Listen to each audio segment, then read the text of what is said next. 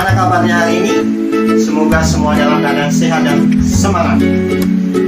Perkenalkan, nama saya Petrus. Saat ini saya bekerja sebagai guru biologi di SMA Kristen 1 Penabur, Jakarta. Senang sekali saya bisa berbagi pengalaman dengan sahabat semua melalui video ini untuk menjadi guru inspiratif Indonesia bersama Wimper dan Fruity Sosro. Di sini saya akan berbagi pengalaman, tantangan, serta kesulitan yang saya hadapi pada saat saya mengajar melalui online. Selain itu, saya juga akan berbagi bagaimana cara mengatasinya. Sejak pemerintah menerapkan PJJ dengan metode daring, maka tatap muka di kelas tidak mungkin lagi terjadi dan bergeser dengan sistem online. Solusi untuk mengatasi hal tersebut adalah belajar menggunakan aplikasi.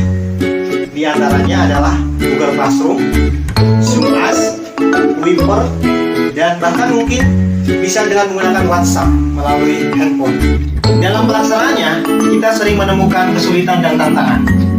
Tantangan yang akan saya bahas di sini adalah sebagai guru, saya dituntut untuk lebih kreatif dalam mengajar.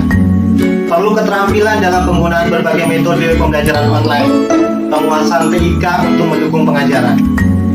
Tantangan yang lainnya adalah kejenuhan. Kejenuhan tidak hanya dialami oleh guru, tetapi juga siswa. Kejenuhan dapat disebabkan oleh karena metode yang kita pakai membosankan, tidak menarik, dan mungkin kurang interaktif terhadap siswa. Lalu, bagaimana usaha kita agar siswa tertarik dan siswa tidak merasa bosan belajar dengan kita? Nah, di video kali ini saya akan berbagi ide dalam mengajar saya secara online agar siswa dapat berpartisipasi aktif dalam pembelajaran. Mari kita simak video berikutnya. Semoga dapat memberi inspirasi dalam mengajar secara online.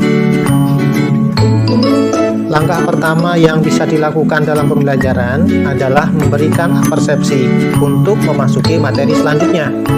Dalam hal ini, saya menggunakan Mentimeter, yaitu aplikasi untuk membuat PowerPoint dan survei pendapat siswa secara live dan interaktif. Hal ini dapat meningkatkan keaktifan siswa dalam mengikuti pelajaran. Siswa akan lebih berani untuk menuliskan pendapat.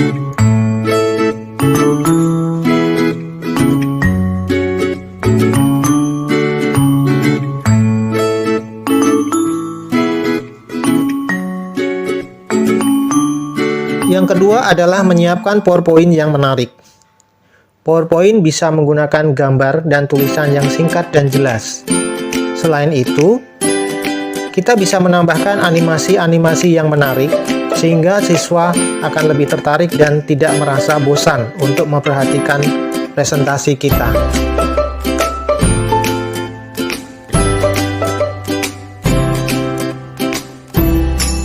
Yang ketiga adalah diskusi kelompok.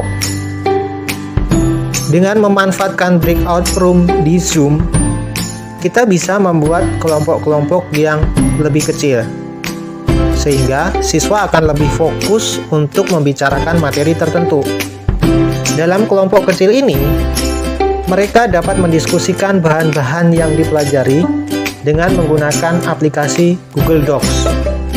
Nah, di Google Docs ini, mereka bisa berkolaborasi untuk menuliskan jawaban atau materi diskusi. Setelah itu, siswa dapat menyusun bahan-bahan untuk presentasi yang akan dipresentasikan setelah diskusi.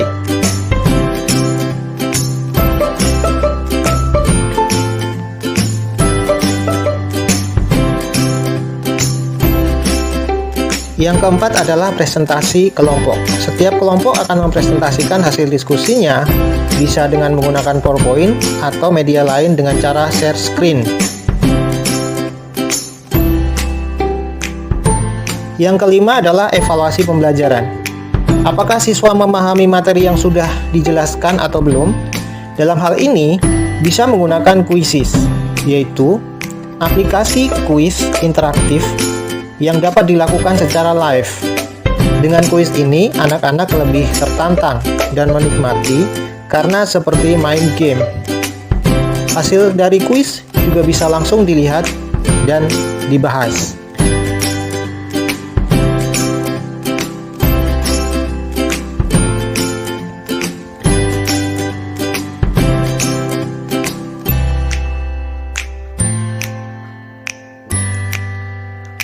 Dan yang terakhir adalah pemberian tugas mandiri yang dilakukan setelah tatap muka secara virtual.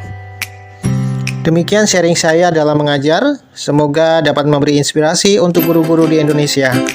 Terima kasih atas perhatiannya.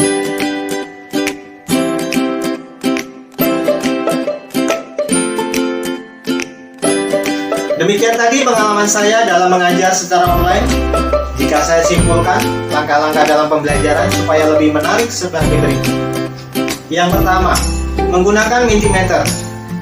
Mentimeter memungkinkan siswa berpartisipasi aktif dan komunikatif. Dan yang kedua, penjelasan dengan PowerPoint. PowerPoint bisa ditambahkan dengan animasi atau aplikasi Whiteboard, ya, supaya lebih menarik.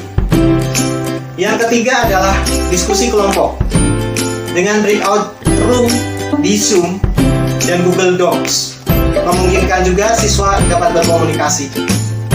Yang keempat, presentasi kelompok dengan cara share screen langsung dan siswa dapat menyampaikan pendapatnya di depan kelasnya. Dan yang terakhir adalah evaluasi. Evaluasi bisa dilakukan dengan kuisis, yaitu kuis interaktif. Kuis yang memungkinkan siswa untuk menjawab pertanyaan-pertanyaan seperti bermain game.